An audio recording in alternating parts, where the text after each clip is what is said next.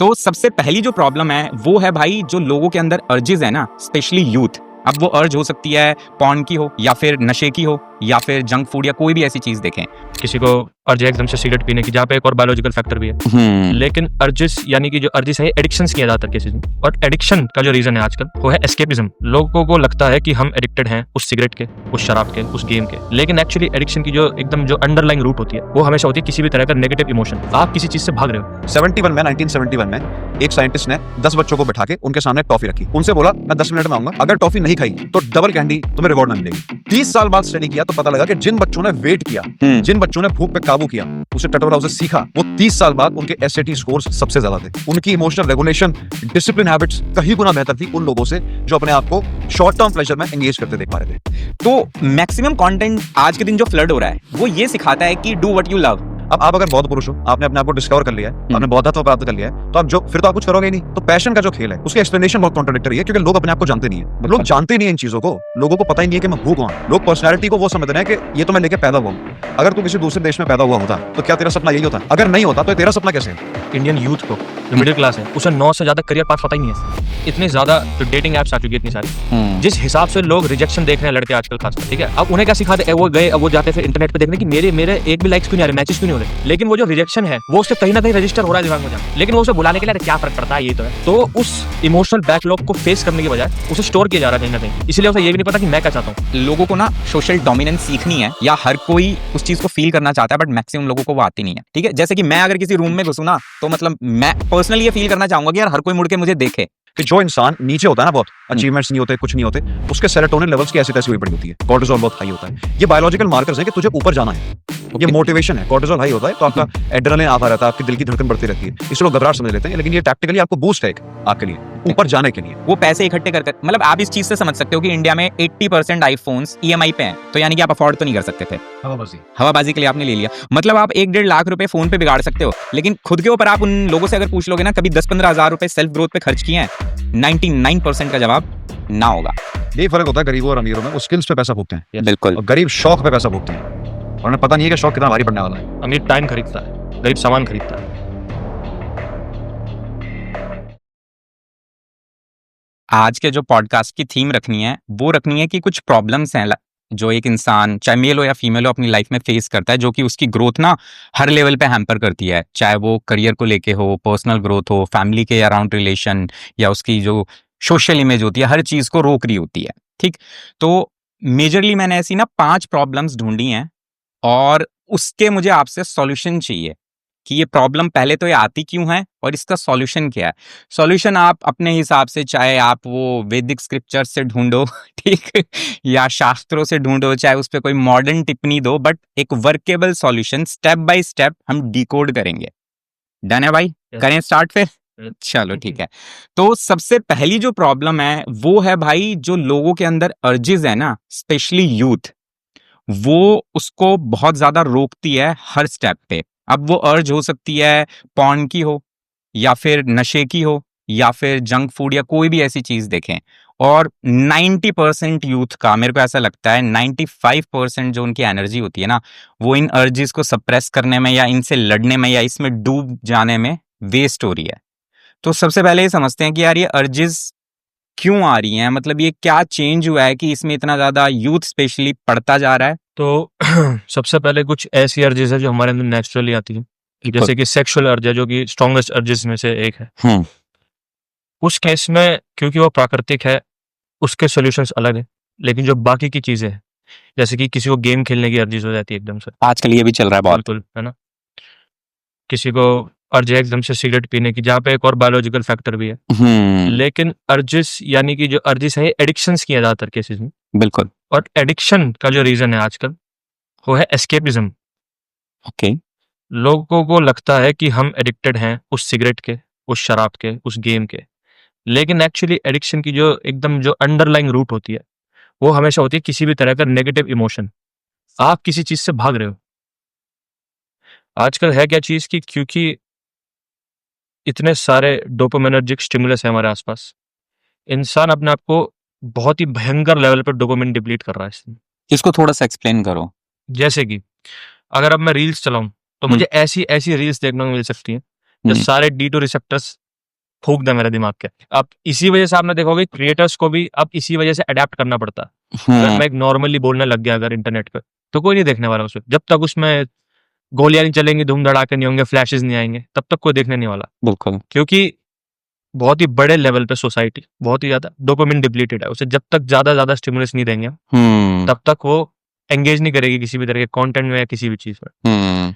और क्योंकि dopamine depleted है लोग आजकल, इसी वजह से जो नॉर्मल टास्क है हमारे वो मुश्किल होते जा रहे हैं। जैसे कि पढ़ाई करना है, किसी भी चीज में जहां पर मैं फोकस करना है। लोग पढ़ते हुए भी म्यूजिक सुनते हैं आजकल, जिम जाते हुए भी म्यूजिक सुनते हैं, लोग रास्ते पे चलते हुए म्यूजिक सुनते हैं आजकल। क्योंकि वो चलना, वो जो नॉर्मल चीज है उसमें भी मजा नहीं आ रहा, उसमें भी कुछ ना कुछ स्टिमुलस चाहिए मेरे को। बिल्कुल। और क्योंकि जैसा कि आपने बहुत अच्छे से बताया कि ये सारी चीजें इंटरकनेक्टेड है, तो अगर मैं किसी भी चीज को लेके फोकस नहीं हूँ, लेट्स से मैं पढ़ाई में फेल होता जा रहा हूँ, स्कूल में इतना अच्छे से परफॉर्म नहीं कर रहा, तो इससे अच्छा कि मैं डील करूं उस नेगेटिव इमोशन से, मैं गेम खेल लूंगा। रूट कॉज को नहीं पकड़ूंगा, मैं वही एस्केप मैकेनिज्म पकड़ूंगा। Yes. और इसी वजह से एडिक्शंस बढ़ती है। शराब सबको पसंद है, पर कुछ ही परसेंट लोग हैं जो अल्कोहलिक बनते हैं, क्योंकि उनकी उस नेगेटिव इमोशन का जो इलाज है वो शराब बन चुकी है अब। तो अब सिर्फ शराब पीना इसलिए नहीं कि उसे शराब पीना पसंद है, उसे वो थॉट्स नहीं पसंद, जो नेगेटिव इमोशन है, किसी भी तरह का लॉस हुआ है, किसी भी तरह का फेलियर है, उस नेगेटिव इमोशन से भागने के लिए जो एस्केपिज्म है उसका रास्ता एडिक्शन। और अब देखो, अब एक अर्ज हमारी नेचुरल है जो सेक्सुअल है, और उसका इलाज बांध दिया पॉर्न लोगों ने, ठीक है, जो कि सबके लिए फ्री ऑफ कॉस्ट है, बहुत ही आसानी से अवेलेबल है। एग्जैक्टली। तो खासकर अर्जिस का जो सबसे बड़ी जो लड़ाई है, जो सबसे बड़ी मिस्टेक जो लोग करते हैं मेरे हिसाब से, वो लड़ने लग जाते हैं उससे कि मैं इसको सप्रेस कर दूं। ओके। डील करने के बजाय इसे दबा दूंगा मैं। और दबाने का ये है कि अगर आपने किसी भी इमोशन को दबाया, वो बढ़ के आएगा। यस, वो ग्रंथि बनेगी, वो ग्रंथि कहीं ना कहीं रास्ता निकाल लेगी अपना। जैसे आजकल आपने देखा होगा बहुत सारे कम्युनिटीज में नो फैप एकदम से उफान पे चला था। हाँ, नो नेट नवंबर, नो फैप। यस, बिल्कुल। तो वो बहुत ज्यादा फेमस हो गया था क्योंकि बहुत बड़े लेवल पे लोगों ने सोचा कि यार सच में हमें एडिक्शन है ये वाला, इससे बाहर कैसे निकला जाए। तो उन्होंने कहा कि एक मंथ कर लेते हैं कि नो नेट नवंबर करते हैं और देखते हैं कितने लोग इसमें सक्षम हो पाते हैं इसे करने में। और एक वो बहुत बड़ी परेशानी ये है उसमें, क्योंकि सब लोगों को पता नहीं है कि करना कैसे है नो नेट नवंबर। एग्जैक्टली। उससे रिलेटेड ब्रह्मचर्य, इंडिया में उसको ब्रह्मचर्य बोला जाता है, हाँ। ठीक है ना। लेकिन ब्रह्मचर्य जिस तरीके से सिखाया गया था वो पूरा लाइफस्टाइल चेंज होता ताकि आप एक नो नेट नवंबर कर सको। एग्जैक्टली। एक्चुअली ये बात ना बहुत सही बोल रहे हो आप कि आप डायरेक्टली नो नेट पे नहीं जा सकते। रीजन बीइंग आपको पूरी लाइफस्टाइल चेंज करनी पड़ेगी। अब मान लो मैं एक तरफ तो एक ऐसी रील देखूं और मैं सोचूं कि हाँ यार अगले 3 महीने मैं नहीं करूंगा, छोटे तू सोता रहे। अब उसके बाद दिक्कत ये आएगी कि मैं रील पे जैसे स्क्रॉल कर रहा हूं, मेरे को वहां पर शेकिंग दिखेगी, मेरे को वहां पर क्लीवेज दिख रही है, मेरे को ये दिख रहा है। अब वो थॉट ट्रिगर हो गया, अब इसको सप्रेस करना बायोलॉजिकली बहुत डिफिकल्ट हो गया। अब मेरी लड़ाई हुई। तो पहले हो सकता था कि मैं उस चीज को रिलीज करके अपने काम पे फोकस कर पा रहा हूं, अब ये जिद्दोजहद इतनी बढ़ जाएगी कि काम पे फोकस बिल्कुल नहीं हो पाएगा। तो लाइफस्टाइल चेंज इज इंपॉर्टेंट।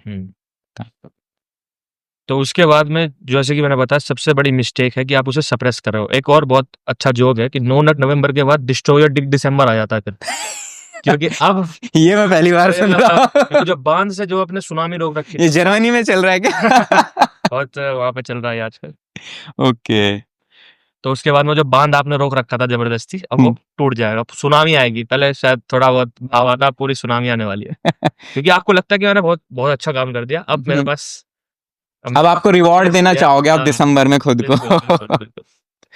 लेकिन जो सबसे अच्छी चीज आप कर सकते हो इस केस में, उसे बोलते हैं सर्फिंग द अर्ज, बोल सकते हो उसको, कि अर्ज के साथ में लड़ना नहीं है, उसके साथ में बहना है। हमारा दिमाग बाय डिजाइन कोई भी इमोशन 24 घंटे नहीं रख सकता दिमाग में। जो अर्ज है वो नेचुरल अपने प्राकृतिक रूप से जो टेम्पररी है। अब ये है कि कौन उस टेम्पररी वो जो अर्ज है उसको झेल पाता है कितने अच्छे से। तो कई लोग क्या करते हैं कि अर्ज है, चलो नहीं ठीक है कोई बात नहीं, थोड़ा सा अभी क्या करते हैं, एक और टर्म है जो आपने ना सुनी हो शायद, क्या उसको बोलते हैं एजिंग। अच्छा नहीं, मेरे को बहुत अच्छे से पता है ये सारी चीजें। हाँ, तो एजिंग में क्या है, बस देखूंगा, करूंगा कुछ भी नहीं। बिल्कुल। या करूंगा भी पर पीक पे जाऊंगा, आई वॉन्ट रिलीज। मैं वो 10 पे अगर रिलीज होता है तो मैं 8, 8:30, 9 पे रुकूंगा। बिल्कुल, क्योंकि कैटेगोरिकली सबसे बेवकूफाना वो है अप्रोच इस चीज को लेके, है ना। तो इस सर्फिंग का जो बेसिक प्रिंसिपल वो ये है कि आप जो भी सेटिस्फैक्शन, जो भी ग्रेटिफिकेशन देना चाहते हो, आप उसे डिले कर देते हो। आप उसे लड़ने के बजाय ये बोल के कि मैं इसे नहीं करूंगा, आप बोलते हो मैं इसे करूंगा बाद में। वाह, अब इस काम को कर लेते हैं, पहले अपना फोकस डाइवर्ट कर दो बिल्कुल वहां से। ओके, तो दिमाग को ये सांत्वना रहेगी कि करने तो ये वाला है, लड़ेगा नहीं वो। हाँ, अभी पूरा खारिज नहीं किया गया है, हम्म, जो अर्जी लगाई गई है, अभी होगा वो काम, जरूर होगा। हम्म, और नेचुरली लोग देखते हैं कि अगर वो उस अर्ज से 10 मिनट लड़ लिया, उसके बाद वो अर्जी खत्म हो गई, अगर उन्होंने उस सिट डाउन बैठ के उसके साथ में, वो खत्म ही हो जाती है। तो उसके लिए एक बहुत अच्छी जो टेक्निक है, जो कि इंसान प्रैक्टिकली कर सकता है। हर हर हर किसी का जो समय है वो स्ट्रगल का, वो अलग होता है। कोई 5 मिनट में ही अपना वहां से शांतिपूर्वक बैठ जाते हैं दोबारा से, कुछ लोग 10-10, 15-15 मिनट तक। तो लोगों को थोड़ा सा हिट एंड ट्रायल से ये समय फिगर आउट करना पड़ेगा अपने आप से। बिल्कुल, मेरे लिए वो टाइम क्या वर्क कर रहा है। और पता है, ये आप एकदम सही कह रहे हो यार। मेरे साथ क्या था, मैं एक टाइम पे भाई बहुत चटोरा आदमी था, ठीक है। कचौरी वगैरह ये वो मेरे को बहुत मस्त लगती थी।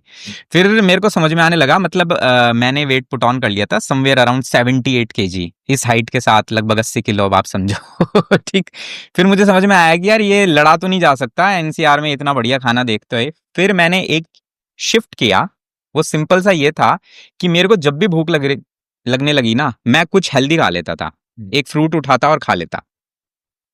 अब वो धीरे धीरे धीरे करके 6 महीने में एक ऐसा चेंज आया कि ना तो मैं लड़ा उस अर्ज से, ना कुछ हुआ। मैंने जहां 2 केले खा लिए, उसके बाद मेरा मन ही नहीं करेगा, बाहर में चला भी गया तो मोमोज खाने हैं। तो and it work wonderfully for me. और ये मेरे ख्याल से हर चीज पे किया जा सकता है कि फोकस शिफ्ट कर दो। यस। अब और जिसका क्या है ना कि सोसाइटी भी लगभग हर एक अर्ज को एक बहुत ही गंदी नजर से देखती है। इसे भूख लग रही है तो ग्लूटन, ये सिन है, ये पापी आदमी है कि इतना कैसे खा रहा है। अगर उसे सेक्सुअल अर्ज उठ रही है, इसकी तो इतनी बदनामी हो रखी है ग्लोबली कि सेक्स तो कर ही नहीं सकता आदमी। ठरकी है, पर्वर्ट है। और पॉपुलेशन है हमारी 150 करोड़। सही बात है यार। हाँ, लगभग हर रिलीजन में सिन की तरह देखा जाता है। हाँ। तो होता ये है कि जो चीजें सोसाइटी की नजर में गलत होती हैं, जो उन्होंने कैंसर ही घोषित कर दिया है, ये तो हरामखोरी है जिनको ये सब चीजें होती हैं, वो चीजें हम अपने कैरेक्टर से सप्रेस करके उनकी खोद देते हैं कबर, और कबर पर देते हैं मूठ। तो वो जो कबर है वो सड़ के पूरे दिमाग पे कब्जा कर लेती है। अब होगा ये कि दबाने के चक्कर में सारे डिसीजन उसी एंगल से लिए जाएंगे। इतना ज्यादा इन्फ्लुएंस हो जाएगा अर्जिस का आपके दिमाग पे, उस सड़ी हुई कबर का, कि आप सबकॉन्शियसली हर डिसीजन में, हर जगह आप केवल लड़कियों को देखोगे। सेक्सुअल अर्ज इतनी दबाने की कोशिश करिए कि अब हमें आदमी दिखते ही नहीं है। आपने नोटिस किया कि कैसे हम किसी से इंटरेक्ट करते हैं तो हमें सिर्फ ये याद रहता है कि लड़कियां क्या थी, उनके नाम क्या थे, उनकी शक्ल कैसी थी। यार ये आप बहुत सही बात बोल रहे हो। मतलब आप 10 लड़कों से पूछोगे ना, तो मतलब लड़के इस चीज को फील कर सकते हैं कि जब भी आप किसी लड़की से मिल रहे हो, आप आखिरी बार किसी लड़की से आपने वो इंटरेक्शन कब किया था कि she was just a human for you. Exactly. तो सारी लड़कियों के नाम याद है, सारी लड़कियों की शक्लें याद है, आंखें ऑटोमेटिक स्कैन मार रही हैं हर जगह। बॉलीवुड में सिर्फ रोमांटिक सॉन्ग है, प्रेम कहानियां, मजनू, मर जाऊंगा, ये कर दूंगा, वो कर दूंगा। पूरी सोसाइटी रिफ्लेक्शन है हमारी सप्रेस्ड इमोशंस का। हमने जितनी चीजों को गलत बोल बोल के दबाया है, वही हमारी औकात बन चुकी है पूरी। हर जगह हमें वही देखने को मिलेगा, हर मैगजीन, हर पोस्टर में। इंस्टाग्राम पे लड़कियां क्यों हो रही हैं ऐसी, आधे कपड़ों में क्यों घूम रही है? क्योंकि लड़के, ऑडियंस है उसकी, देख रहे हो आप, वो देख रहे हैं लोग, और फिर गालियां दे रहे हैं, देख देख के गालियां दे रहे हैं। क्यों? खुद से चिढ़ने लग गए हैं, खुद से नफरत करने लग गए। तो पेड़ की जो पत्तों को देखेगा वो जड़ तक नहीं पहुंच पाएगा। ये कोट है ओशो साहब का। इसका मतलब ये है कि आपको जब ऐसी अर्जेस आती हैं तो सबसे पहले स्टडी करो कि उत्पन्न कहां से हो रही है। थम जाओ, रुक जाओ। आप किसी दोस्त को अगर उसकी प्रॉब्लम सॉल्व करने की गाइडेंस देते हो तो इतनी अच्छी कैसे दे पाते हो? और खुद की जिंदगी चौपट है पूरी, लेकिन दूसरे के एडवाइस में नंबर 1 आपके सोल्यूशन है। ऐसा क्यों है? क्योंकि आप उन इमोशंस को फील नहीं कर रहे हो, देख रहे हो उन्हें। आप अगर दोस्त के जीवन में कुछ घटना घट रही है तो आप महसूस नहीं कर सकते उसे, आप केवल उसे देख सकते हो। साक्षी हो आप साक्षी हो उसके। और सबसे बेहतर सोल्यूशन साक्षी ही दे सकता है। तो अपने केस में क्यों नहीं करते ऐसा? बह क्यों जाते हो इमोशंस में? अर्ज आ गई, बस दिमाग खराब हो गया। देखो ना उसे, थमो, देखो, ऑब्जर्व करो। ऑब्जर्वेंस ही इतनी इंटरेस्टिंग है, इतना मजा आता है आपको देखने में कि मेरा शरीर क्या क्या कर रहा है, मेरे रोंगटे खड़े हो गए हैं। मेरे हाथ पैर कांपने लग गए हैं, मेरी आंखें चौकन्नी हो गई है, प्यूपिल्स बड़ी हो गई हैं। इसे देखो, ऑब्जर्व करो, इसे स्टडी करते करते सब रिजॉल्व हो जाएगा। दबाओ मत, लड़ो मत, केवल साक्षी बनो। बेसिकली एग्जैक्टली पता है आपने अभी जो बातें बोली है ना, ये सेम चीज अगर कोई इंसान स्पिरिचुअलिटी को प्रैक्टिकल वे में परस्यू करने जब जाता है, this is the very core and the very first step कि आपको अपनी ऑब्जर्वेशन बहुत ज्यादा स्ट्रांग करनी पड़ेगी। और जिस दिन वो होने लगता है ना, तो इंसान को सबसे पहले अपने पाखंड दिखते हैं कि मैंने आपको ये बात बोली, ये आपके लिए बोली थी या खुद के लिए बोली थी, इसके पीछे मेरी क्या मंशा थी। और सेम अर्जिस के ऊपर भी ये बहुत वर्क करता है। ठीक है, अब फॉर एग्जाम्पल एक प्रैक्टिकल सॉल्यूशन की तरफ बात करते हैं कि एक अर्ज उठी, कोई भी एक एग्जाम्पल लेके आप दोनों में से कोई एक चीज समझाओ कि अब उसका स्टेप बाय स्टेप कैसे क्या करें। एक एग्जाम्पल देके कि ये सिचुएशन थी, और लेट्स टेक एक्सट्रीम एग्जाम्पल किसी भी एक चीज का, beat pawn, let's take pawn. Let's say कि किसी को एकदम से अर्ज उठी कि थोड़ी रील्स देख लेते हैं। हाँ, कोई एडिक्टेड है, डेली देख रहा है। बिल्कुल। हम्म। अब उस केस में जैसे कि इन्होंने बताया कि सबसे पहले थमना पड़ेगा, ठीक हम्म। है, आपको थोड़ा प्रेजेंट मानना पड़ेगा, हम्म। जो कि माइंडफुलनेस होता है, जिस पर हम इस पे बात करें, बिल्कुल। सबसे जरूरी है actually। उसके बाद में सबसे आपको क्या करना है कि जैसे कि मैंने बताया, अर्ज जो है वो ज्यादा देर तक नहीं रुकने वाली, बस हम्म। आपको उसके साथ में बैठना, उसके साथ में राइड करना उसके साथ में। हम्म। तो जैसे कि आपको अपना उठाना है फोन, जहां पर आप रील देखने वाले थे बाय द वे, हम्म। उसमें आपको 10 मिनट्स का अलार्म सेट करना है। आपको किसी भी जगह पर जहां आप कंफर्टेबली बैठ सके, बैठने के बाद में आपको दोनों आर्म से अपने नीज पर रख लेने हैं। ठीक है। और चैलेंज ये है कि जब तक वो अलार्म 10 मिनट का खत्म नहीं हो जाता, तब तक ये दोनों हाथ जो है, हथेलियां, ये घुटनों से ऊपर नहीं जाएंगी। ओके। यानी कि अब आपने समझा दिया कि मैं यहीं बैठने वाला हूँ। अब आपके पास कोई ऑप्शन नहीं है, अब आप समझोगे उस अर्ज को, जो साक्षी भाव है। अब उसे, क्योंकि उससे पहले क्या था, आप पलायनवाद में घुस जा रहे थे, कुछ ना कुछ रास्ता मिल रहा था, इससे डील नहीं करते हैं, कुछ ना कुछ एस्केप ढूंढ लेते हैं यहाँ पे। लेकिन अब नहीं कर सकते आपको, अब आपको बैठना ही पड़ेगा। तो बहुत लोगों के लिए जो बहुत ज्यादा एडिक्टेड है, उनके लिए बहुत थोड़ा सा अनकंफर्टेबल होगा शुरुआत में, लेकिन धीरे धीरे फिर आपके पास में और कोई चारा नहीं बचेगा।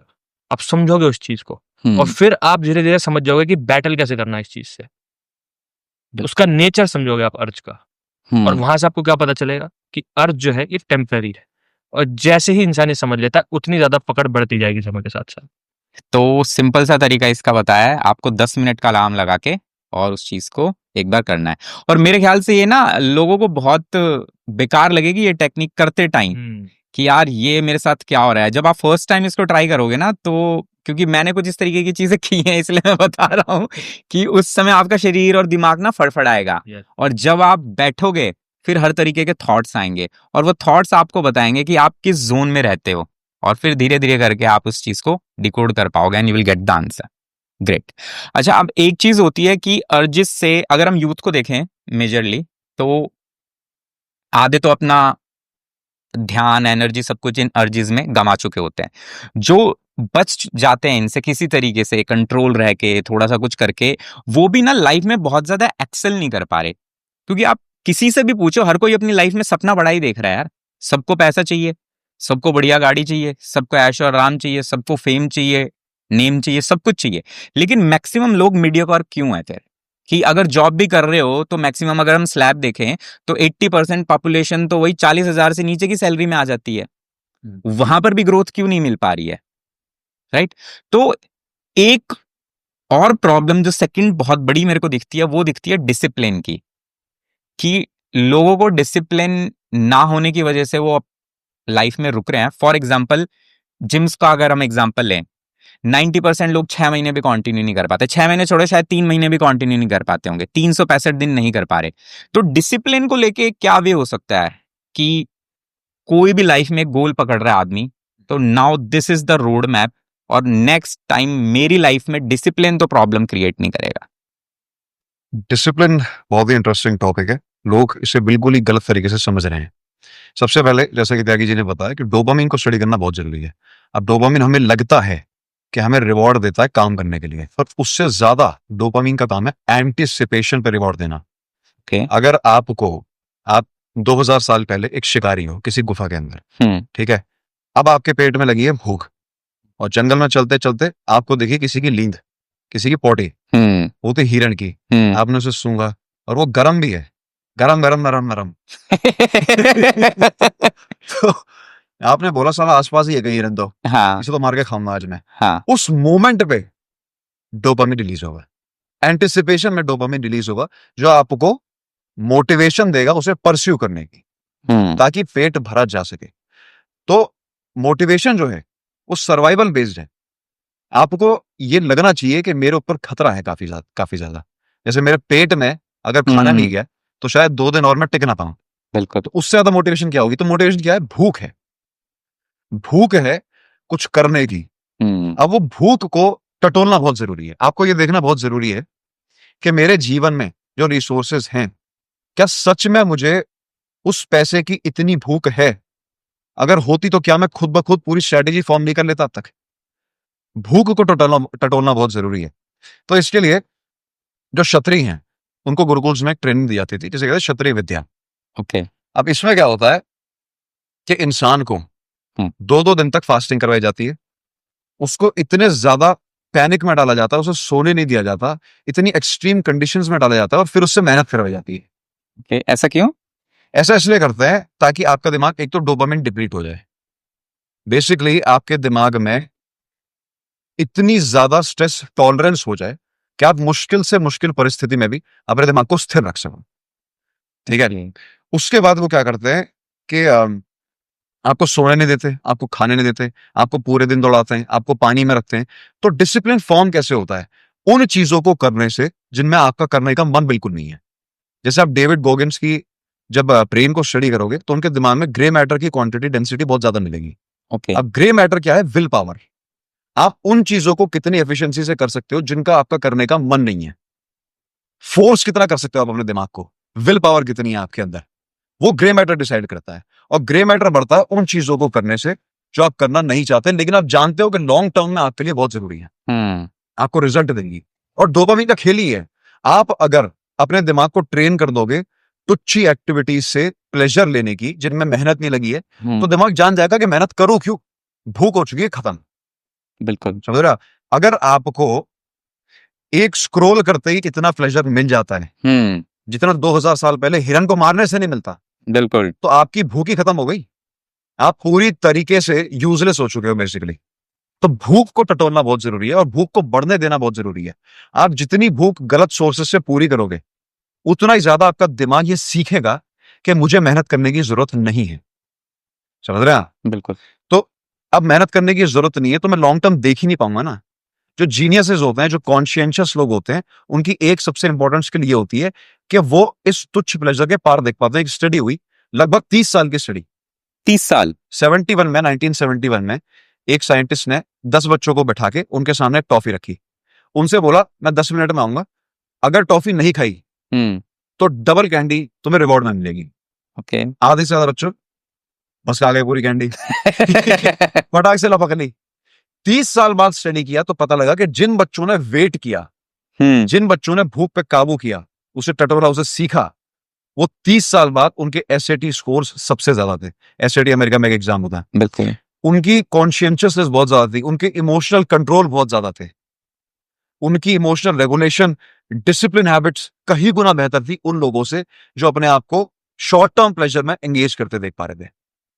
तो जो बच्चे ये वेट कर पाए, ये फ्यूचर देख पाए और फ्यूचर को अडेप्ट कर पाए कि बस 10 मिनट रुकना है और डबल होने वाला रिवॉर्ड, वो बच्चे ये समझ सकते हैं कि मुझे अभी मेहनत करनी है और रिवॉर्ड मेरा ट्रिपल क्वाड्रुपल भी हो सकता है, बजाय कि मैं रील स्क्रॉल करूं या पॉर्न देखूं। अब पॉर्न देख ली तो सेक्सुअल अप्रोच की भूख खत्म होगी ना, तो फिर लड़की के पास जाने की कोई जरूरत ही नहीं बची। अगर पॉर्न से आपने सेटिस्फाई कर लिया अपनी अर्जेस को, तो मोटिवेशन लड़की को अप्रोच करने की भी खत्म हो चुकी है। बिल्कुल। अगर आपने रील स्क्रॉल करके एंटरटेनमेंट पूरा कर लिया तो आपको क्या, आप सड़क पे भी सो जाओ, रील्स देखते रहो, डोपामिन तो मिल ही रहा।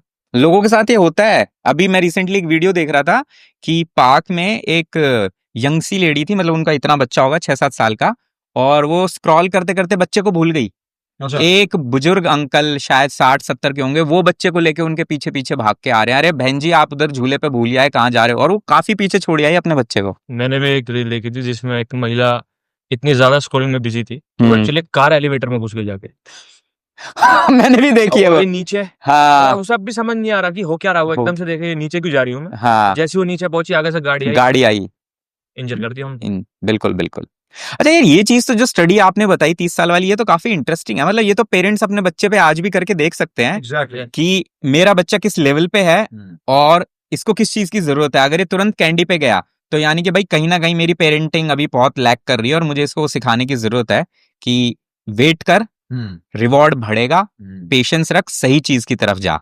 एग्जैक्टली। ठीक है। एक चीज और भाई, जैसे अभी आपने जो पूरे ये बातें बताई ना, ग्रे मैटर वाली और ये सारी की सारी चीजें, तो मैक्सिमम जब आज के दिन ना हर इंसान बहुत ज्यादा कंटेंट कंज्यूम कर रहा है, ठीक है, जिसका जो मूड होगा, जिस जोन में इंसान बैठा है उस हिसाब से वो सर्च करता है और फिर वीडियो देख लेता है। ठीक है, जैसे कि फॉर एग्जांपल मोटिवेशन चाहिए तो देख लेगा, ये चाहिए तो देख लेगा। तो मैक्सिमम कंटेंट आज के दिन जो फ्लड हो रहा है वो ये सिखाता है कि डू व्हाट यू लव। जो प्यार करते हो उस चीज को करो, अपने आप ग्रोथ मिलेगी। और ऐसे में इंसान फिर ऐसी घटिया घटिया चीजें करने लगता है जो कि हाई पेइंग जॉब्स नहीं है। ठीक है, और उसमें फिर पेशेंस नहीं होता। 4 साल बाद उसे लगता है कि, फॉर एग्जाम्पल मैं लेता हूं, आर्टिस्ट बनना है किसी को। अब बनने में कोई प्रॉब्लम नहीं है, बात यह है कि एक आर्टिस्ट की लाइफ आप उठा के देखोगे तो लाखों में से कोई 2-4 निकल पाते हैं, उन 2-4 में से भी कुछ सस्टेन कर पाते हैं। तो ये रेशियो कितना कम हो गया। लेकिन आप मोटिवेट किस चीज से हो गए? डू व्हाट यू लव से। तो ये भी समझना बहुत जरूरी होता है ना कि यार पैसा भी इंपॉर्टेंट है लाइफ में, तो कुछ ऐसा स्किल भी करे। तो ये आपने जो बात बोली ना, वो और इससे दोनों कॉन्ट्राडिक्ट करती हैं ये, कि डू व्हाट यू लव पे अगर आप जाओगे, रेदर देन आप खुद को ट्रेन करो कि जो इंपॉर्टेंट है वो करो। तो इसका डिफरेंस लोगों को कैसे समझाया जाए? सर लोगों को पता ही नहीं है कि वो लव क्या है, करियर क्या है, पैशन क्या है, ये किसी को कहाँ पता है। ये सब सीखी सिखाई बकवास है। 3-4 ट्रेड्स आपके जेनेटिक हैं, उन पे फोकस करो, उन्हें एक्सप्लोर करो। जैसे कॉन्शियसनेस एक ट्रेट है जो हाईली डिसिप्लिन लोगों की सबसे महत्वपूर्ण स्किल है। वो क्या करते हैं कि अगर आप उन्हें ऐसे लोगों को एक काम दे दो, अब वो करते चलेंगे, उसे तोड़ते चलेंगे, जब तक खत्म नहीं होगा तब तक निकलेंगे नहीं। ऐसे कितने लोगों को जानते होंगे आप? बहुत कम है कि नहीं? अब वो लोग जो हैं वो पहले ही इतने कम है, अब वो भी आर्टिस्ट वार्टिस्ट ये सब एक्सप्लोर कर रहे हैं, तो इंजीनियर्स कौन बनेगा? वो काम जो उनके लिए बने हैं, जो उनके जेनेटिक ट्रेट्स पे बेस्ड हैं, रादर देन सीखी सिखाई बकवास जो सोशल मीडिया पे चल रही है। अब आप अगर बौद्ध पुरुष हो, आपने अपने आप को डिस्कवर कर लिया है, आपने बौद्धत्व प्राप्त कर लिया है, तो आप जो फिर तो आप कुछ करोगे ही नहीं। तो पैशन का जो खेल है उसकी एक्सप्लेनेशन बहुत कॉन्ट्राडिक्टरी है, क्योंकि लोग अपने आप को जानते नहीं है। लोग बिल्कुल नहीं जानते। सबसे पहले आप ये फोकस करो कि आप हो कौन। गुरुकुल्स में भी सबसे पहले ये सिखाया जाता था, एक ट्रेनिंग थी उनकी, मौन युद्ध। उसमें एक हफ्ते तक वो फास्ट रखते थे और चुप रहते थे, और फिर उन्हें भेज दिया जाता था एक काली गुफा में। वहां बैठ के उन्हें होते थे हेलुसिनेशंस। तो उनकी जो मेंटल ट्रॉमास हैं, उनके जो जितने ग्रीफ्स हैं, वो सब बाहर आते थे। फिर उन्हें सामने दिखते थे, उन्हें अपनी औकात पता लगती थी, उन्हें सब कुछ क्लियर दिखने लगता था। फिर क्योंकि शरीर जो सर्वाइवल मोड में चला जाता है, वो ये सब कुछ आपके सामने प्रेजेंट कर देता है कि आप हो कौन। आप 15 मिनट भी, आधे घंटे भी अगर आप बैठोगे एक जगह पे चुप रह के और मन को आप एकाग्र करने की कोशिश करोगे, तो आपके हिडन ट्रॉमास बाहर निकल आएंगे, है कि नहीं? लोग जानते ही नहीं इन चीजों को, लोगों को पता ही नहीं है कि मैं हूं कौन। लोग पर्सनैलिटी को वो समझते हैं कि ये तो मैं लेके पैदा हुआ हूं। अगर तू किसी दूसरे देश में पैदा हुआ होता तो क्या तेरा सपना यही होता? अगर नहीं होता तो तेरा सपना कैसे है? सही बात है। ये भी एक स्टडी के मुताबिक इंडियन यूथ को, जो मिडिल क्लास है, उसे 9 से ज्यादा करियर पाथ पता ही नहीं है। बताओ, क्योंकि जो चीजें उन्होंने सुनी है वो कुल मिलाकर 9-10 ही चीजें हैं। यार बात तो सही कह रहे हो, इंजीनियर बन जाओ, डॉक्टर बन जाओ। आप भी 10 गिनवा दो अभी। यार मैं तो 2 पे रुक गया भाई। गवर्नमेंट जॉब पकड़ लो, यूपीएससी की तैयारी कर लो, टीचर बन जाओ। क्योंकि शोर इतना ज्यादा है। जैसे बच्चा बढ़ना, रिश्तेदार आके ये कुछ बोल गया, ये वाला आके चाय पीना आया, जेबीटी करा दो जी बच्चे को। और बच्चों को भी खुद को नहीं पता। अभी इन्होंने बहुत इंपॉर्टेंट पॉइंट रखा है यहाँ पे, कि जैसे आप ध्यान में बैठोगे आधा घंटा, सारे थॉट्स बाहर उभरने चालू हो जाएंगे पीछे का। क्योंकि आजकल ये भी बहुत इंपॉर्टेंट पॉइंट है जो कि हाईलाइट मानना चाहिए, कि हमारी इस जनरेशन को कथारसिस की बहुत ज्यादा जरूरत है। कथारसिस मतलब कि हमें, जैसे कि इतना ज़्यादा स्टिमुलस है, इतना सारा शोर है, कि हमारे अंदर जितने भी इमोशनल बैकलॉग जो है, फॉर एग्जांपल हम सिविलाइज सोसाइटी के पार्ट है। अगर मैं ऑफिस जाता हूँ और मेरा बॉस बहुत ही बचकानी बात पे मुझे कुछ भी ऐसी बात बोल देता है, अब ऐसा तो है नहीं कि मैं जाके सीधा एक हुक मारूंगा उसके मुंह पर, नहीं कर सकता मैं ऐसा। बिल्कुल ठीक है ना? तो मुझे वो सप्रेस करना पड़ेगा। बिल्कुल। आजकल इतनी ज्यादा जो डेटिंग एप्स आ चुकी है इतनी सारी, जिस हिसाब से लोग रिजेक्शन देख रहे हैं लड़के आजकल खासकर, ठीक है, अब उन्हें क्या सिखाते वो गए, अब वो जाते फिर इंटरनेट पे देखने कि मेरे मेरे एक भी लाइक्स क्यों नहीं आ रहे, मैचेस क्यों नहीं हो रहे। तो डेटिंग गुरु क्या बता रहा, भाई इट्स अ नंबर्स गेम, तू करता रहे, हो जाएगा अपने आप। लेकिन वो जो रिजेक्शन है वो उससे कहीं ना कहीं रजिस्टर हो रहा है दिमाग में जाकर, लेकिन वो उसे बुलाने के लिए, अरे क्या फर्क पड़ता है, यही तो है। तो उस इमोशनल बैकलॉग को फेस करने के बजाय उसे स्टोर किया जा रहा है कहीं ना कहीं, शोर का हिस्सा बन रहा है वो भी, इसलिए उसे ये भी नहीं पता कि मैं क्या चाहता हूँ। उसे कैसे पता हो सकता है? जिस साले को खाना खाते समय यूट्यूब वीडियो की जरूरत है, उसे पैशन पता होगा अपना? उसे इतना डिस्ट्रैक्शन चाहिए, उसे नहाते समय गाने की जरूरत है, खाना खाते समय यूट्यूब वीडियो की जरूरत है, जिम करते समय ईयरपॉड्स की जरूरत है। वो क्या जानता होगा अपने बारे में? बात तो सही जो है। बैठ के 5 मिनट अकेला नहीं रह सकता, उसे अकेला छोड़ दो, उसकी फटने लगती है, पसीना आने लगता है। अकेले रहने के चक्कर में लोग शादियां कर रहे हैं कि रिस्पॉन्सिबिलिटी है, ड्यूटी है, जिसकी पूरी जिंदगी सोसाइटी ने लिखी है। उस साले को क्या पता कि उसका पैशन क्या है? वो है कौन? तुम क्या जानते हो अपने बारे में? कुछ नहीं जानते तुम। सबसे पहला गोल होना चाहिए खुद को फिगर आउट करना कि मैं हूं कौन। इस प्रश्न का जवाब अगर आपके पास नहीं है तो आपके सारे उत्तर झूठे हैं। आपको कुछ नहीं पता अपने बारे में, ना आपको अपना पैशन पता है, ना आपको अपनी स्किल्स पता है। अगर आप ये नहीं जानते कि आप हो कौन, तो क्या ही पता होगा आपको अपने बारे में? अगर आप 5 मिनट अकेले नहीं रह सकते, अकेले रहने से आपकी फटती है इतनी, सबसे जो बड़ा डर है वो यही है कि भाई अकेला मरूंगा तो शादी कर लूंगा, बच्चे कर लूंगा। सब स्वार्थ के चक्कर में हो रहा है, और पैशन पता है इसे अपना।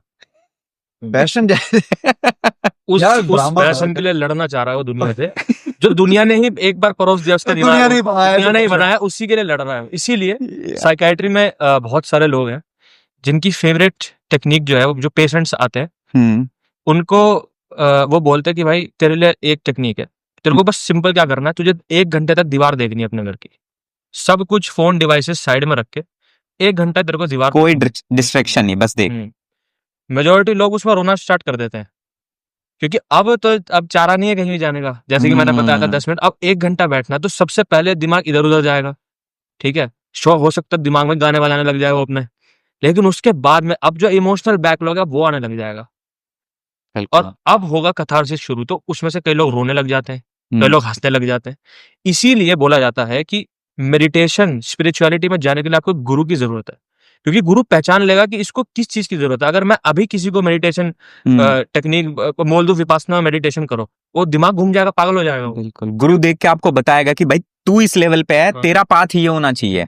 इसलिए जब भी लोग जाते हैं शुरुआत में किसी भी गुरुकुल में, किसी भी मोनेस्ट्री में, उन्हें इतना अजीब काम दिया जाता है, कहते हैं कि इसलिए आया था मैं यहाँ पे, क्योंकि गुरु को पता है कि तुझे अभी किस चीज की जरूरत है। सही बात है। अब आप सोच रहे हो कि मैं सिद्धियां प्राप्त कर लूंगा जाके, और वो कह रहा है जाओ दीवार देखो, तो ये क्या बात हुई है? इसलिए आया था मैं यहाँ पे। ये बात, और पता है इस चीज को लोग खुद को एनालाइज इससे भी कर सकते हैं। जो लोग दारू पी के रोते हैं ना, तो आप समझो कि वो जो हिडन था, बैकलॉग था, वो उभर के आ गया अल्कोहल की वजह से, क्योंकि अल्कोहल ने आपकी जो फ्रंट फुट है उसको वो दीवारें गिराई। तो जो बैकएंड में था, वही जो दीवार देखने पे 1 घंटे बाद हो रहा था, वो लोगों का किसी नशे के बाद भी निकल के आता है, क्योंकि अंदर से जो फील कर रहे होते हो फिर वो बाहर आता है। तो अगर आप दारू पी के रो रहे हो तो ये भी शो करता है कि कहीं ना कहीं आपको इस चीज की जरूरत है, and that really makes sense भाई। तो मेडिटेशन पे आगे थोड़ा सा चर्चा करेंगे, बट इसके बाद एक प्रॉब्लम और जो बहुत ज्यादा दिखती है वो है लोगों को ना सोशल डोमिनेंस सीखनी है, या हर कोई उस चीज को फील करना चाहता है, बट मैक्सिमम लोगों को वो आती नहीं है। उसका मेरा मतलब है, हम किसी मूवी में जाते हैं, हम मूवी देखते हैं, हमें हीरो की एंट्री इतनी गजब लगती है, फिर इंसान उस जोन में चला जाता है, ठीक है। जैसे कि मैं अगर किसी रूम में घुसूं ना, तो मतलब मैं पर्सनली ये फील करना चाहूंगा कि यार हर कोई मुड़ के मुझे देखे कि कोई बंदा या कोई बंदी घुसा है रूम में। लेकिन मैक्सिमम लोगों को ये चीज, ये ऑरा उनका होता नहीं है। जैसे कि फॉर एग्जाम्पल, पैसा और पावर दो ऐसी चीजें हैं जो कि अपने आप ला देते हैं। आपके पास पैसा है या पावर है तो आपकी डोमिनेंस वैसे ही आ जाती है। आप अच्छा कमा रहे हो, आपकी फैमिली भी आपकी सुनेगी, आसपास के दोस्त भी आपके सुनेंगे, समाज भी आपके सुनेगा। तो अगर ये पार्ट हटा भी देंगे, आपके पास आज के दिन मान लो पैसा या पावर नहीं है, स्टिल आप ऐसे 10-15 आम लोगों को देखो ना, उनमें से कुछ लोग होते हैं जिनका ना चार्म अलग होता है। अब इसको मैं आपको कैसे समझाऊं, जैसे वो किसी भी बात को बोलेंगे ना, तो वो बात सही है या नहीं है ये मैटर नहीं करता, उसने बोली है इसलिए वो इंपॉर्टेंट हो जाती है। इस तरीके का चार्म हर कोई चाहता है, और ये क्या है, बहुत प्रैक्टिकल होता है लाइफ में, ये आपके लिए हर कहीं यूजफुल होता है। अगर आप किसी इंटरव्यू में जा रहे हो और एचआर ने देखा यार इस बंदे में बहुत दम है, मैक्सिमम लोगों को लगता है कि यार मेरे को हायर किया गया मेरे सर्टिफिकेट्स की वजह से, इसकी वजह से, उसकी वजह से। टेक्निकल जॉब्स में एक लिमिट तक ये होता है, बट अल्टीमेटली वो एक इंसान को देख रहे होते हैं कि बंदे में बात है या नहीं है। तो ये सोशल डोमिनेंस कैसे सीखी जाए? सोशल डोमिनेंस का फंडा साहब ये है, जैसे कि आपने बताया, ओवरऑल कॉन्फिडेंस का भी, कि आपके पीछे जितने अचीवमेंट्स आपने अलाइन कर रखे हैं उतना कॉन्फिडेंस आपका उन अचीवमेंट्स से आता है। अगर आप फेक एक तरीके से अपनी चौड़ दिखाने की कोशिश करोगे तो वो लोग भांप लेते हैं, वो सेंस कर लेते हैं। लेकिन जो इंसान इतने एक्सपीरियंसेस के थ्रू गुजरा है कि उसने अचीवमेंट्स की एक लिस्ट इकट्ठा करी है, वो खुद ब खुद उसकी हर एक शब्द में इतना दम होगा, उसके अंदर टैक्टिकल स्किल्स होंगी कि वो प्रॉब्लम सॉल्विंग इस लेवल पे करे कि लोग सुने। ये जो चीजें मैं बताता हूं अपने रील्स में कि सोशल डोमिनेंस के एक्स स्टेप्स हैं, जैसे कि उनमें से एक ये है कि आप एक ग्रुप डिस्कशन में सबसे पहले बोलो, नैरेटिव सेट कर दो कि आज हम ये करने वाले हैं, तो लोग उसी नैरेटिव में फ्लो हो जाते हैं कि अब इसमें से कमियां निकालते हैं, दूसरे नैरेटिव को सोचना भूल जाते हैं लोग। लेकिन ये भी तब काम करता है जब आपके अंदर उस नैरेटिव को क्रिएट करने की स्किल्स हो।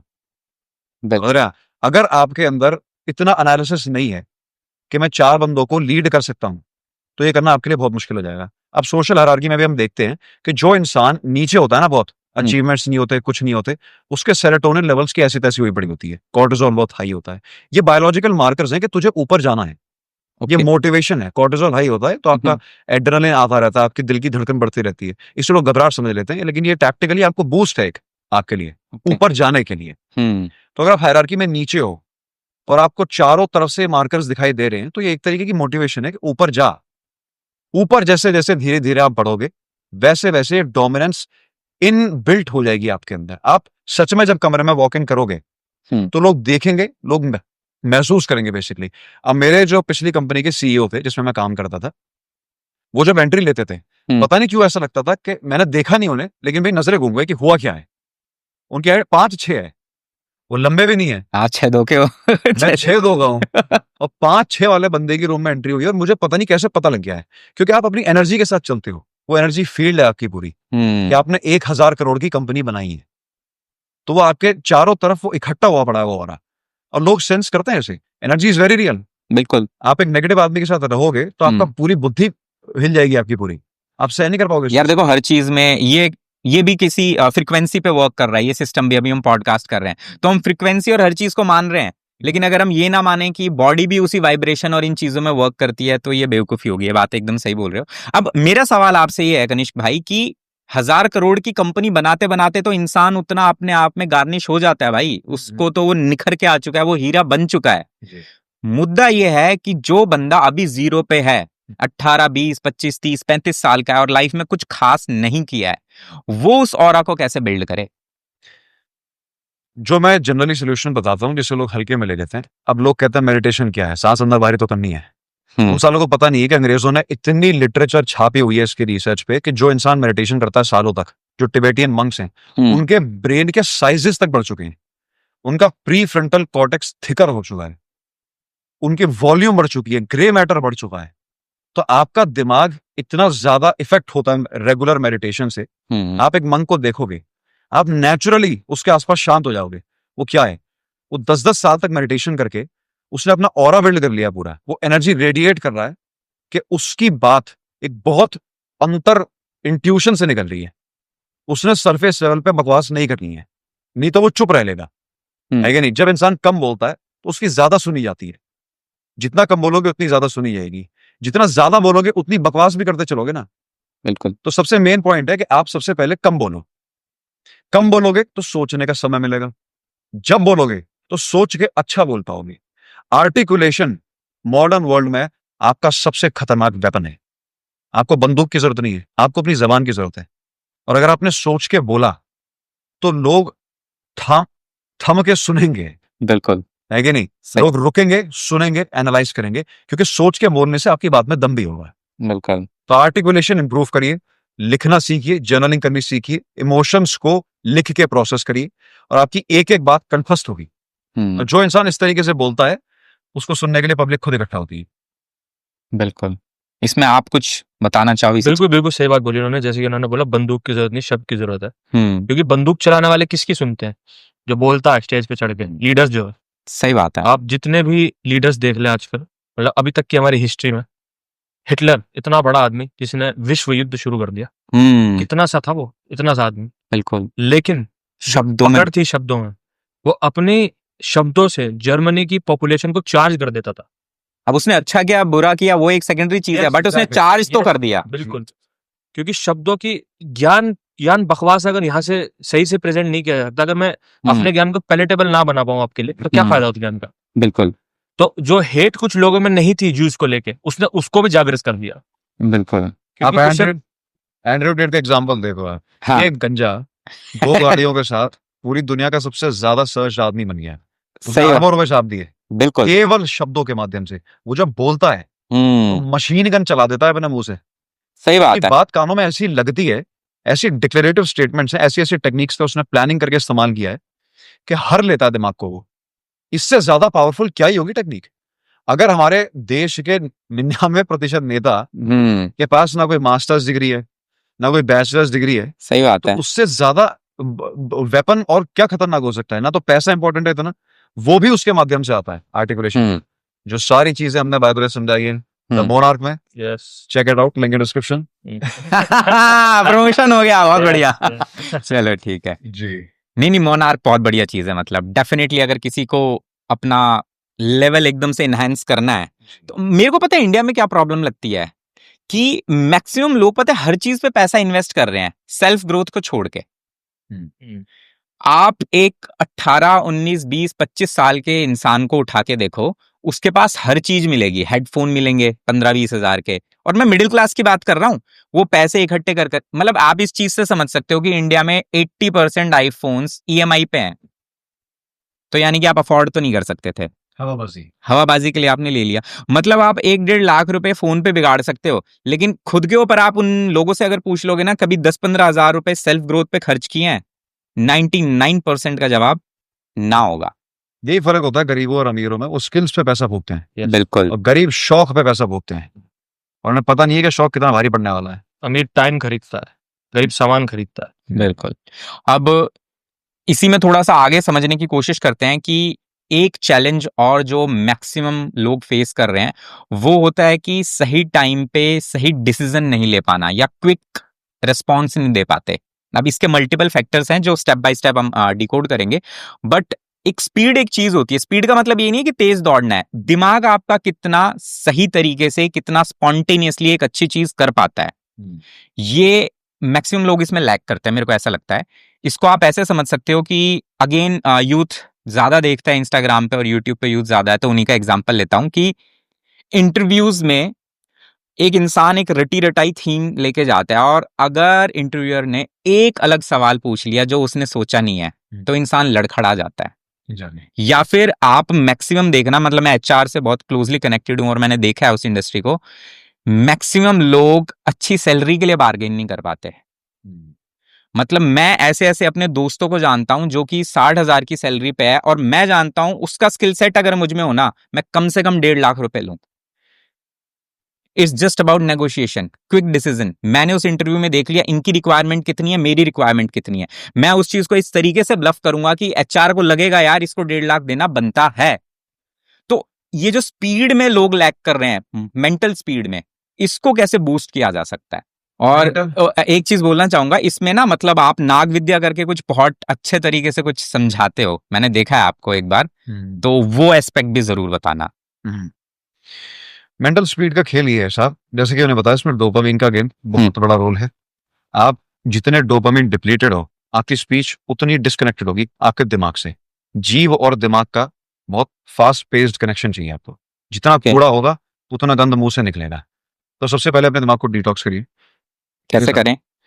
डिटॉक्स करने के लिए आपको हर वो चीज से छुटकारा पाना पड़ेगा जो बिना मेहनत करे आपको बहुत ज्यादा प्लेजर देती है। अगर एक स्पॉटिफाई पे क्लिक हिट करते ही आपको गाने सुन के बिना मेहनत करे मजा आने लगता है, तो इसे 1 हफ्ते के लिए बंद करके देखो ओके। आपको जो चीजें जो लाइफ में एकदम डेड प्रतीत होने लग गई है ना, कलरलेस लाइफ हो गई है बेसिकली आपकी, उसमें जान आ जाएगी। नेचुरल सोर्सेज ऑफ डोपामिन तलाशिए, एक्चुअल फिजिकल एक्टिविटीज करिए। अब एक मेरा दोस्त है, वो कह रहा था भाई जिम जाने में बिल्कुल मजा नहीं आता। कैसे आएगा, 4 घंटे रील चला रहा है। जिम जाने के लिए प्री वर्कआउट लेना पड़ रहा है। जिम अपने आप में डोपामिन एनर्जी है। वर्कआउट करने से जितना डोपामिन आपका दिमाग रिलीज करता है, आपको खुद मोटिवेशन होनी चाहिए, पर इतने गंद सोर्सेज हैं कि उसकी जिम तो फीका लगता है उसके आगे। जिम मेहनत लगती है, जबकि जिम बहुत ही हाईली डोपामिन एनर्जी एक्टिविटी है। जिम करने में एक्चुअल में मजा आता है आपको, है कि नहीं? और उसके बाद अगर हम देखें कि जितने भी नेचुरल चीजें हैं, ट्रैवलिंग से लेकर आपकी नई स्किल्स सीखने तक, ये सब कुछ नेचुरल सोर्सेज है डोपामिन के। इन्हें आप जितना बढ़ाओगे, उतना ज्यादा आपका दिमाग और आपका जो मन है वो आत्मा से कनेक्ट होगा बेसिकली। तो वहां से जो शब्द निकलते हैं वो बहुत ज्यादा हाई स्पीड होते हैं। आर्टिकुलेशन है सारी की मेरे हिसाब से, कि आप अपने दिमाग के थॉट्स को, जो क्लटर्ड थॉट्स हैं, उन्हें प्रेजेंटेबल कैसे बना सकते हो, उन्हें कंठस्थ कैसे बना सकते हो। उन्हें कंठस्थ करने के लिए, जैसे कि मैंने बताया, लिखना एक बहुत बढ़िया प्रैक्टिस है। क्योंकि लिखना, आप एक पेज लिख के देखो अपने बारे में, आपके पसीने छूट जाएंगे, आपको यकीन नहीं होगा। ये बहुत डिफिकल्ट होगा अगर कोई करता है तो। एग्जैक्टली आप अपने बारे में एक ऐसे नहीं लिख सकते, और आप दुनिया के आगे भाषण देने की बात कर रहे हो, क्या ही पता होगा आपको उसके बारे में। तो आप ऐसे ये सब चीजें, अपने थॉट्स, अपनी फीलिंग्स, अपने जितने भी अनरिजॉल्व्ड ट्रॉमा है, उन सबको लिखना चालू करो। वो होती है आर्टिकुलेशन, कि आपने थॉट्स से एक्चुअल सेंटेंस फॉर्म किए। इसकी हैबिट जितनी होगी, उतनी तेज आपकी विट हो जाएगी, उतनी तेज फटाफट सबाक से बिल्कुल आपके मुंह से शब्द निकलेंगे, कमबैक्स निकलेंगे, रिप्लाईज निकलेंगे। आपकी नेगोशिएशन में भी इसका बहुत बड़ा रोल है, कि आप कितनी तेज अपनी फीलिंग्स को प्रोसेस कर पा रहे हो। भाई ये चीज मुझे अच्छी नहीं लगी, मन में दबा के बैठ गया, कैसे बोलूं, डर लग रहा है, शब्द सही नहीं है, गलत शब्द बोल दिए तो कहीं और दिक्कत ना हो जाए। तो शब्द चुनने की कला आपको लिखने से बहुत बढ़िया आ सकती है, और बाकी सारे स्किल्स हमने डिस्कस किए। Link in description again. नहीं, ये सच्ची में एक टू डू है कि आप आज बैठ के ना, अगर अभी इस पॉडकास्ट को देख रहे हो, तो जस्ट आफ्टर दैट एक बार एक पन्ना खुद के ऊपर लिखो।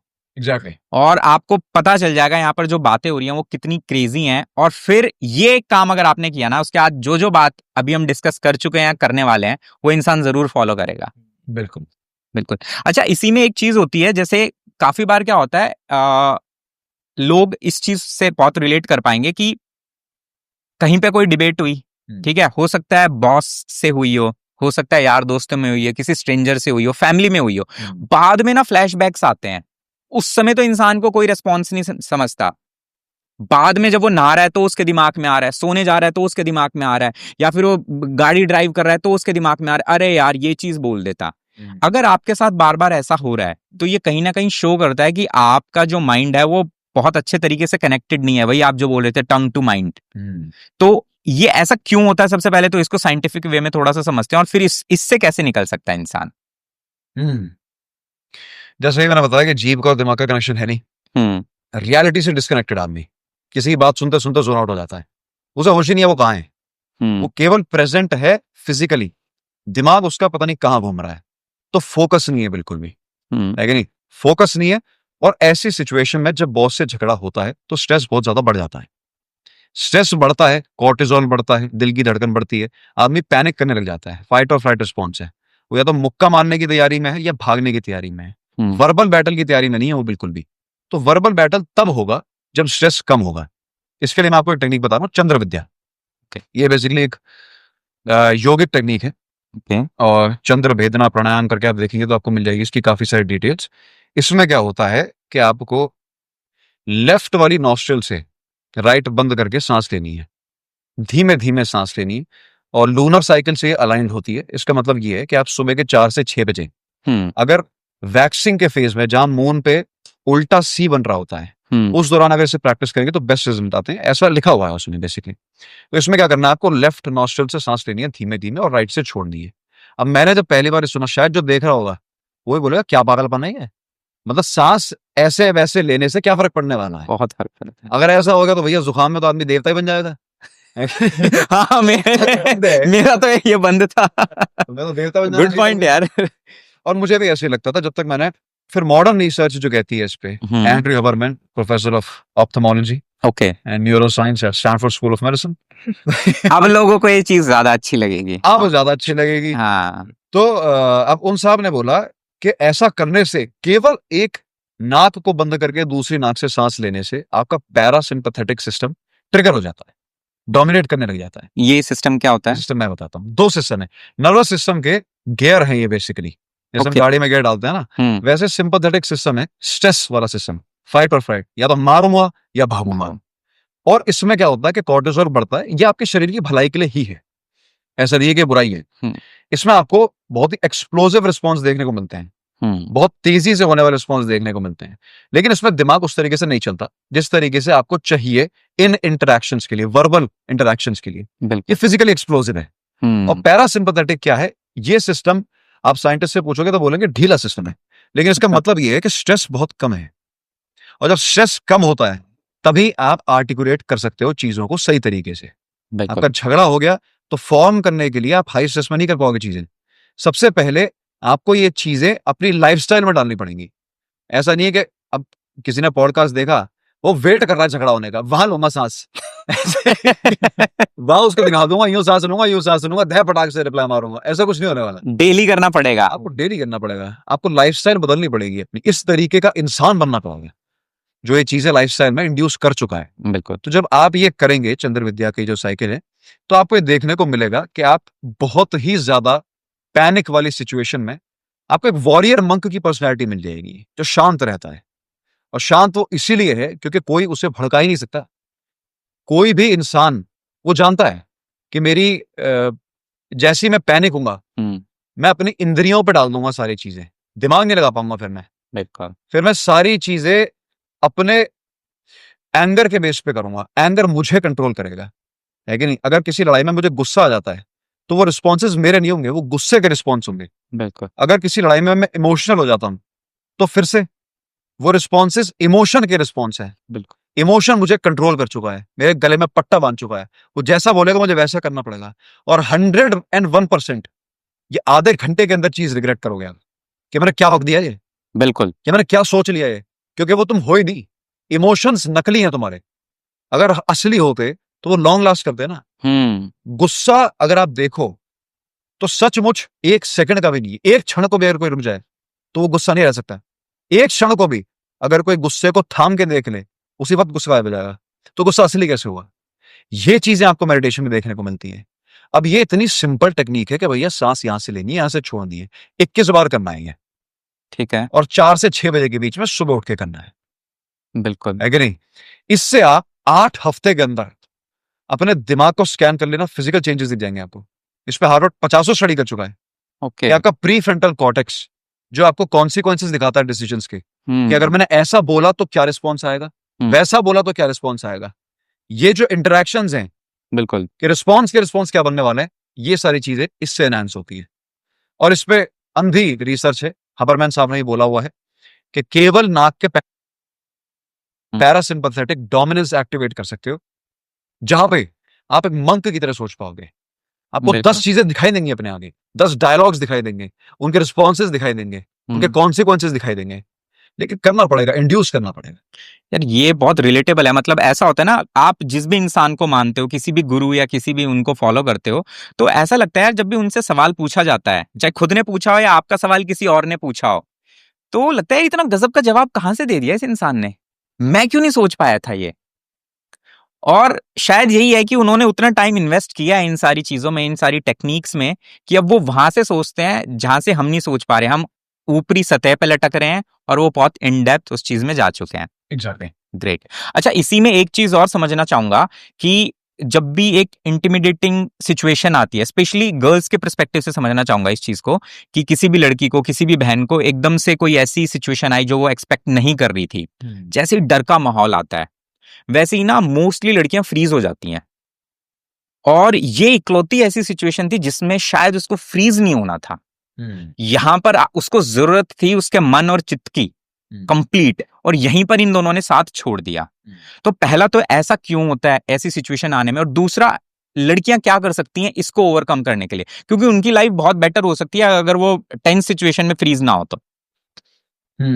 ये आपने जैसे कि अभी हमने डिस्कस किया था कि जब भी स्ट्रेसफुल सिचुएशंस होती हैं हम्म, तो जो दिमाग की वायरिंग है वो आपको फ्लाइट या फाइट मोड में भेज देता है। बिल्कुल। एक्चुअली ये फ्लाइट फाइट और फ्रीज होता है वो एक्चुअली। ओके। आपने देखा होगा कई सारे प्रेडेटर्स जो होते हैं, हम्म, आपने देखा होगा कि हिरन कभी कभार जब उसे लगता है कि प्रेडेटर आ गया है तो वो फ्रीज ही हो जाता है। हाँ, ये वायरिंग हमारे अंदर भी है, हिल ही नहीं पाता। हिल ही नहीं पाता, क्योंकि हो सकता है कि कुछ ऐसी चीज प्रतीत हो उससे कि वो जो प्रेडेटर है वो आपको छोड़ के चला जाए वहां से। हम्म, क्योंकि आप हिले तो मूवमेंट दिख सकती है, हम्म, डिटेक्ट किया जा सकता है आपको। तो यही दिक्कत है कि हमारे जो दिमाग की, हम बहुत मॉडर्न एरा में आ चुके हैं लेकिन सारी जो वायरिंग है वो बहुत एंशिएंट है। और सारी ग्रेट चीजें तभी होती हैं जब आप उस एंशिएंट वायरिंग को लांग देते हो। ओके, तो क्योंकि आप मेडिटेशन करने बैठना है तो सारी इंद्रियां आपकी एक्टिव हो जाती है। बिल्कुल। आदमी आंख बंद करके इसलिए नहीं बैठता क्योंकि दिमाग का सिस्टम बोल रहा है अब आंखें क्यों बंद कर रहा है, अगर हम्म, कहीं से दुश्मन आ गया तो क्या करेगा फिर। हम्म, पता है कि वेट लूज करना है, भूख लग रही है, लेकिन खाना है कुछ बहुत बढ़िया, फैट होना चाहिए उसके अंदर। है कल। क्यों होना चाहिए? क्योंकि कैलोरी डेंस फूड गटक ले, अभी पता नहीं कल कब मिलेगा, हम्म, अभी जो हाथ में आया इधर है। तो वो जो फ्रीजिंग है वो एक्चुअली बहुत नॉर्मल वायरिंग है हमारे दिमाग की। ओके, और फीमेल्स के केस में फ्रीज वो इसलिए हो जाती है क्योंकि फीमेल्स मेल्स के मुकाबले जो इंटिमिडेटिंग सिचुएशंस होती है, जो वायलेंस होती है, वो हाँ, कम फेस करती है। क्योंकि हमारे जो रिबेल के, हमारा अगर डिसएग्रीमेंट है तो उसके हम्म, तरीके में लड़कों के केस में वायलेंस हो जाए, ये बहुत इसके चांसेस ज्यादा है। हाँ यार, पापा ने बहुत कूटा है मेरे को। यस। तो पहला टच तो लाइफ ने वहीं से दिखा दिया था, वायलेंस का। लेकिन अगर कोई दो इंसान अगर उनके बीच में डिसएग्रीमेंट है तो तलवारें खींचने में शुरुआत से हिस्ट्री में समय नहीं लगा ज्यादा। हम्म, हमें पसंद है, हम जिस तरह से अपने डिसएग्रीमेंट सॉल्व करते हैं वो ज्यादातर वायलेंस होती है। तो हमें पता होता है on an average, hmm, females को नहीं पता कि कैसा लगता है कि अगर आपको एक ग्रोन मैन आपको पंच करे, उन्हें पता ही नहीं होता कि उसकी फीलिंग क्या है। इसलिए आपने देखा होगा कभी कभार लड़कियों में ये डिल्यूजन होता है कि अगर मैं 3 महीने 4 महीने ट्यूसडे की शाम को 1 घंटा अगर मैं सेल्फ डिफेंस सेल्फ डिफेंस सीख लूं तो मैं, तो कर दूंगी मैं तो सपाट उसको। हाँ, लेकिन उन्हें ये नहीं पता कि क्या तुझे पता है कि जिस सिचुएशन में आप उसे सीख रहे हो, जो सिनेरियो है और जो रियल लाइफ वायलेंस है, उसमें कितना ज्यादा फर्क है, बिल्कुल। जमीन आसमान का। मेरा एक बहुत ही अच्छा दोस्त है जो कि 20 साल से लगभग एमएमए फाइटर है, ईरान से। ओके, वो मुझसे भी 2-3 सेंटीमीटर छोटा है, लेकिन और हमारे वेट डिफरेंस में 20 किलो का फर्क है, लेकिन वो मुझे लिटरली 10 सेकंड में मार सकता है। हम्म, तो एक बार जब मैंने फिटनेस स्टार्ट की तो मुझे लगता था कि यही सब है, बस अब क्या है, तो सब पेल दूंगा भाई को। जाते ही मारूंगा, बेंच प्रेस पकड़ के उसको। हम्म, लेकिन फिर मुझे समझ में आया कि बहुत ही अलग है कॉम्बैट, और वो बहुत ही अलग है, क्योंकि मैंने वजन तो सर गाना सीख लिया, लेकिन किसी को मारने के लिए जो स्टेट ऑफ माइंड है वो नहीं पता मुझे अभी। बिल्कुल। इस जो जनरेट कर सकता हूँ मैं फोर्स, उसे कैसे एक्चुअली बॉडी माइंड को फॉलो कर रही होती है, Yes, और उस सिचुएशन में जब ऐसी टेंस सिचुएशन आती है ना, तो सबसे पहले ये फ्रीज होता है, ये फ्रीज होता है, तो बॉडी फ्रीज होती है। एक्चुअली ये बात एकदम सच है कि अभी आप मेरे को बोलो पंचिंग बैग पे मुक्का मार, मेरी जो एनर्जी जाएगा मान लो वो 100 है, और मैक्सिमम लोगों के केस में अगर रियल फाइट सिचुएशन आएगी ना, तो ये 100 से 20-30 रह जाएगा, क्योंकि जम जाता है। वो बोलते नहीं है कि लड़ाई में इसका तो हाथ ही नहीं उठा, ऐसा नहीं है, वो मारना नहीं चाहता था तेरा दोस्त, वो तेरा साथ देना चाह रहा था भाई, लेकिन वो फ्रीज हो गया था। तो इसको ना लड़कियों के पर्सपेक्टिव से समझते हैं, और ये ना मतलब आपने जो बात बोली वो एकदम सही है। तो डिमोरलाइज करने के लिए नहीं है लड़कियों को, बट ये एक फैक्ट है, क्योंकि मैंने 2-3 पॉडकास्ट ना सेल्फ डिफेंस पे भी किए हैं, और हर उस एक्सपर्ट ने जिन्होंने 20-20 30-30 साल सेल्फ डिफेंस सिखाया है, जो इंडियन आर्मी या इंडियन पुलिस को ट्रेन कर रहे हैं, उन बंदों ने भी सेम चीज बोली है कि लड़कियों में ना ये एक गलतफहमी बहुत जल्दी आती है कि 6 महीने की ट्रेनिंग के बाद उन्हें लगता है दे कैन पंच आउट ए गाय। तो नेचर ने फिजिकली आपको थोड़ी सी कम स्ट्रेंथ दी है, आपकी दूसरी स्ट्रेंथ है। तो ये समझते हुए स्टिल उसका सॉल्यूशन अभी भी नहीं समझ आया कि उस फ्रीजिंग से कैसे बाहर निकलें, कुछ प्रैक्टिकल उसके बारे में मैं बताता हूँ। जैसे कि मैंने पिछले पॉडकास्ट में भी डिस्कस किया, हाँ कि बिल्कुल, महिलाओं के पास एक बहुत ही कमाल की सुपर पावर है, इंट्यूशन। बिल्कुल बात की थी आदमी हमने। के पास भी है, लेकिन टेक्निकली प्रूव भी हो चुका है कि महिलाओं के अंदर मिरर न्यूरॉन्स भी ज्यादा होते हैं, एम्पैथेटिक एंगल भी उनका स्ट्रांग होता है। ओके, तो मर्दों से औसत कई गुना ज्यादा है, क्योंकि वो मेरे ख्याल से ममता का उनके ऊपर रिस्पॉन्सिबिलिटी है पूरी। और बच्चों को भी अगर कैरेसिंग ना की जाए तो वो बड़े होकर बड़े ट्रॉमेटिक एक्सपीरियंस में बड़े होते हैं। तो उनको नेचर ने गिफ्ट दिया है कि उनके अंदर इमोशंस अंडरस्टैंड करने की एबिलिटी बहुत ज्यादा है। बिल्कुल। अब अगर हम स्पिरिचुअल सेंस में बात करें तो इंट्यूशन की जो स्पिरिचुअल एसेंस है वो लॉजिक से कहीं गुना ऊपर है। लॉजिक तो धर्म के अगेंस्ट ही जाता है पूरा, लेकिन इंट्यूशन बहुत अलाइंड है धर्म से। तो ये क्यों है ऐसा? क्योंकि ये एक बहुत ही अंतरात्मा से निकलने वाला एक बहुत ही सुप्रीम बेसिस है इसका। ये गणित नहीं है, ये सीखी हुई पढ़ाई हुई चीज नहीं है।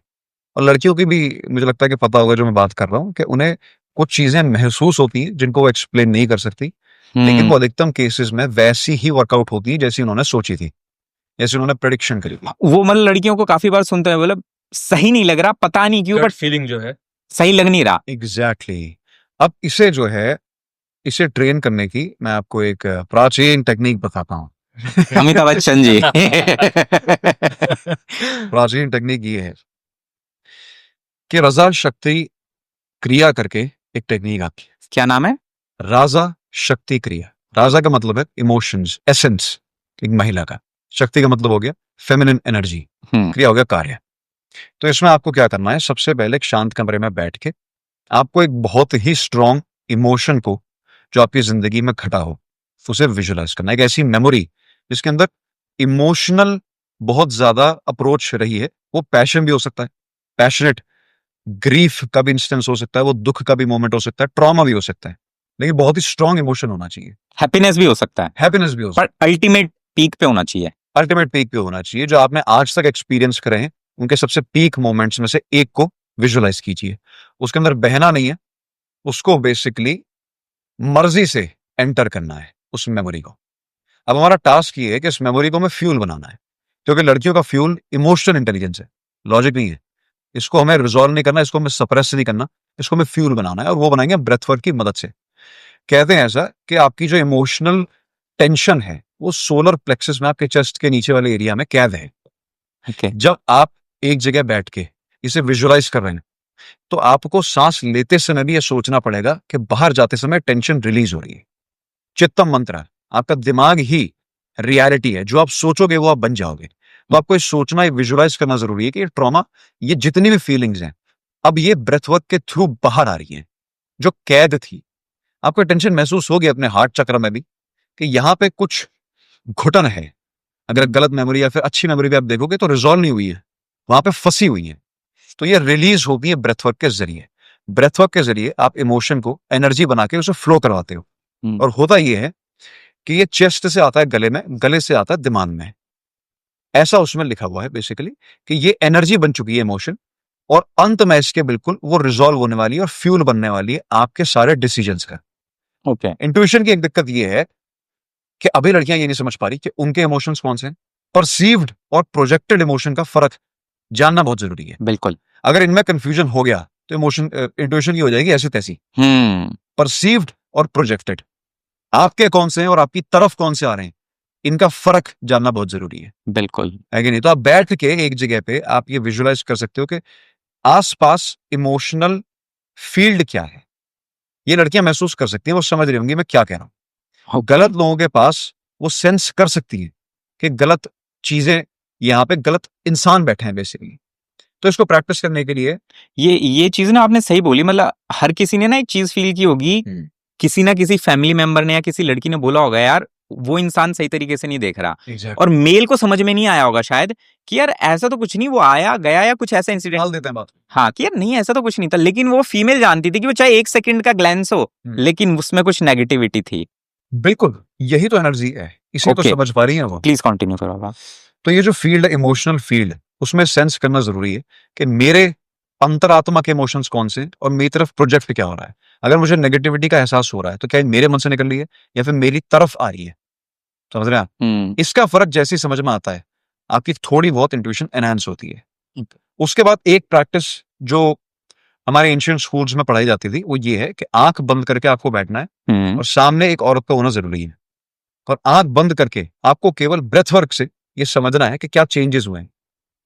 मतलब इसका मतलब ये है कि आपके आंखों पे पट्टी बंधी है और सामने एक महिला बैठी है। ठीक है। वो जो चेंजेस लेगी अपने दिमाग में, अपनी मेमोरीज में और फिजिकली भी, ये आपको केवल सांस के माध्यम से फील करनी है। ओके। लिम्बिक सिस्टम जो है जहां पे इमोशंस प्रोसेस होते हैं, ये उसे एनहांस करने के तरीके हैं। अच्छा। ये प्रूव हो चुका है साइंस में।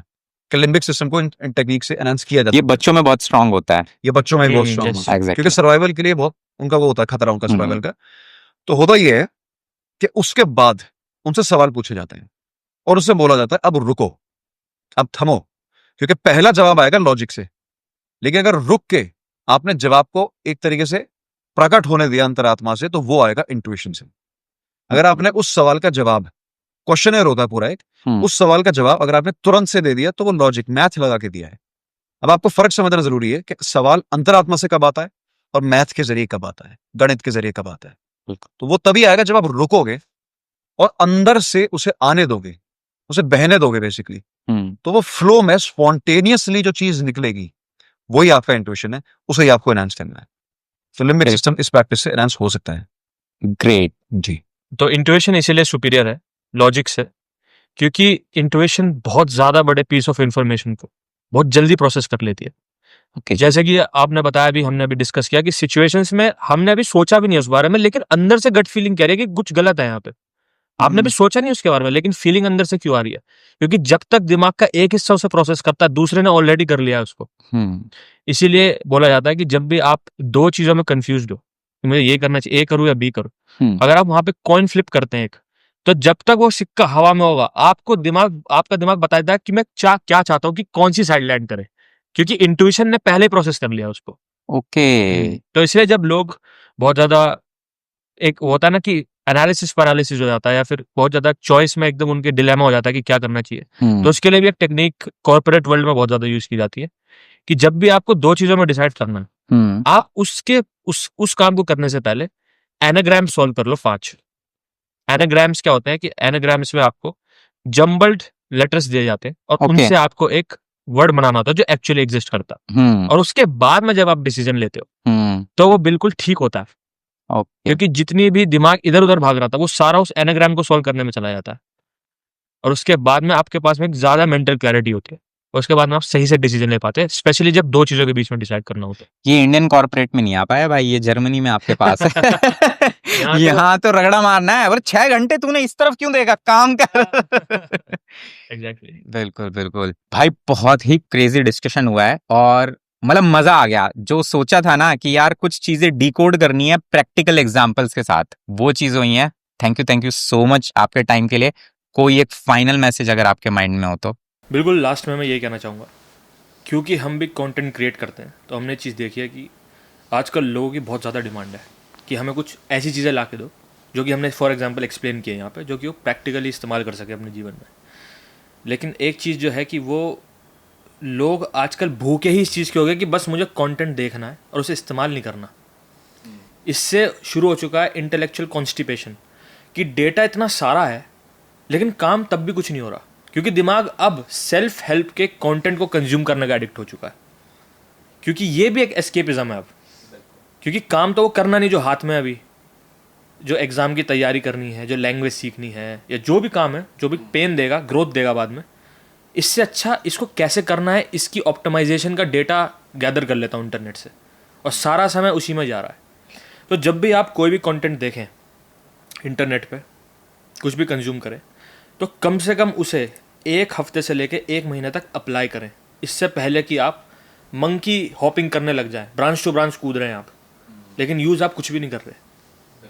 तो अगर आपने आज इस पॉडकास्ट से कुछ सीखा है, तो कम से कम उसे अप्लाई करो। रिजल्ट्स ना आए, अपने खुद के विवेक से, खुद की वेरिफिकेशन के बाद में दूसरी जगह पे जंप करो, तभी आप जो कंटेंट कंज्यूम कर रहे हो उसकी वैल्यू मिलेगी आपको। सिर्फ जानने से आप भी सिर्फ अपने दिमाग में ज्ञान भरते जा रहे हो, लेकिन कोई भी उसका यस, इसे कहते हैं मेंटल मास्टरबेशन। क्या आप ये मानसिक मैथुन सोच के खुश हो रहा है कि अब तो सब कुछ हो गया यार, इसने तो चीजें बता दी पूरी, चंद्र विद्या सीख ली, अब कौन टिक जाएगा आगे। चंद्र विद्या सीख सीधा ली, सांस ही लूंगा उसी सिचुएशन में, रजा शक्ति सीख ली, अब तो कुछ रह ही नहीं क्या करने को। एक बात हमेशा ध्यान रखो, काम के बारे में प्लान करना काम नहीं है, काम के बारे में सोचना काम नहीं है, काम के बारे में देखना काम नहीं है, केवल उस काम को करना ही काम है, बस ये याद रखना। टास्क की जो डूइंग है वही डूइंग है, केवल उसकी प्लानिंग ये सब नहीं आता उस चीज़ में। तो सोचो मत, कर दो।